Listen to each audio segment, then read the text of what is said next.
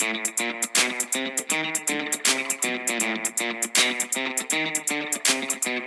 na se poda se zna se, gledam te s terase, uživaš ko pras.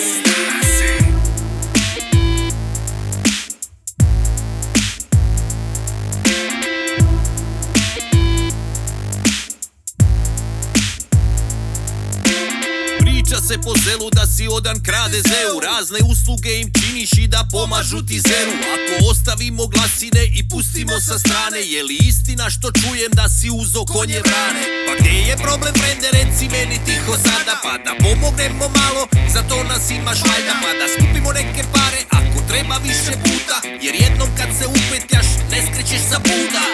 I nema poslije, nisam htio, kunem se, nisam znao, nisam ničeg svjestan bio.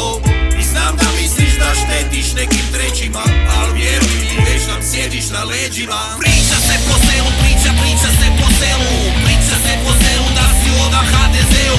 Priča se po selu, priča se po selu, priča se po selu da si oda HDZ-u. Priča se po selu, priča se po selu, priča se po selu da si oda HDZ-u. Priča se po selu, priča se po selu, priča se po selu da si oda HDZ-u. I kako zamišljaš to kao nećeš se u ništa miješat? Ne odlučuješ to ti, oni će te zvati kad ćeš im treba. Recimo za izbore, tad ćeš morat ljude za rukav vući, ko Jehovi svjedok, navaljivati i dolaziti im kući. I onda sve to slikat, poslat, duplikat i dokazat da si ih doveo. A partija će ocenjivati kako si svoje zadatke sproveo. Moj prijatelj, nije to samo tako. Ko se jednom upetlja u to, taj ne izlazi lako. I zato te lijepo molim da razmisliš još jednom, jel sve to skupa toga vrijedno? I nema poslije, nisam htio, kunem se, nisam znao, nisam ničeg svjestan bio.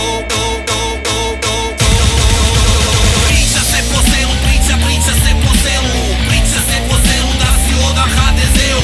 Priča se po selu, priča se po selu, priča se po selu da si oda HDZ-u.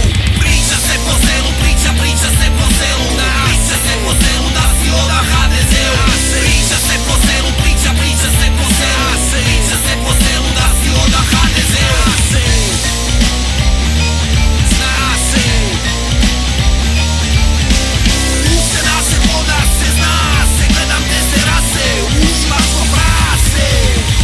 Se naše voda se zna se, gledam te s terase, uživaš ko prase.